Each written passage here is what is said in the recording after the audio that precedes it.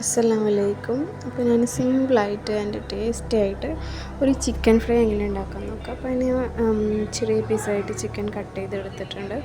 അതിലേക്ക് മസാലപ്പൊടികൾ ഇടുകയാണ്. മല്ലിപ്പൊടി, മുളക് പൊടി, എരിവുള്ളതും എരിവില്ലാത്തതും, ഉപ്പ്, മഞ്ഞൾപ്പൊടി, ഗരം മസാല ഇത്രയാണ് ഇടുന്നത്. പിന്നെ ഇതിലോട്ട് ഇഞ്ചി വെളുത്തുള്ളി ചതച്ചത് അതും കറിവേപ്പിലയും കൂടി ഇട്ടിട്ട് കുറച്ച് വിനാഗിരി ഒഴിക്കുക. അതുപോലെ കുറച്ച് ക്രിസ്പിനെസ്സിനായിട്ട് കുറച്ച് അരിപ്പൊടി കൂടി ഇടുക. പിന്നെ ഒരു 3 ചെറിയ സ്പൂണ് അരിപ്പൊടി ഇടുന്നുണ്ട്.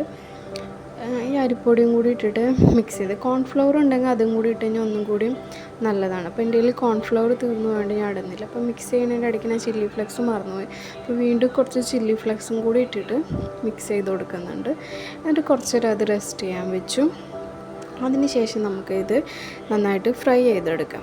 അപ്പോൾ ഒരു പാൻ വെച്ച് വെളിച്ചെണ്ണ ഒഴിച്ചിട്ട് ഇതുപോലെ ഓരോ പീസസ് ആയിട്ടിട്ട് 2 സൈഡ് നന്നായിട്ട് ഫ്രൈ ചെയ്തെടുക്കണം. ഫ്രൈ ചെയ്ത് കഴിഞ്ഞാൽ ഇതുപോലെ ഇരിക്കും.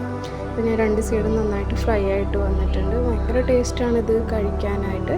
അപ്പോൾ എല്ലാവരും ഒന്ന് ട്രൈ ചെയ്തേക്കണം. അപ്പോൾ നോക്കിയാൽ ഇതിൻ്റെ സ്കിന്നോട് കൂടി ചിക്കനായ കാരണം അതിൻ്റെ നെയ്യൊക്കെ ഇറങ്ങി വരും. നല്ല ടേസ്റ്റാണ്.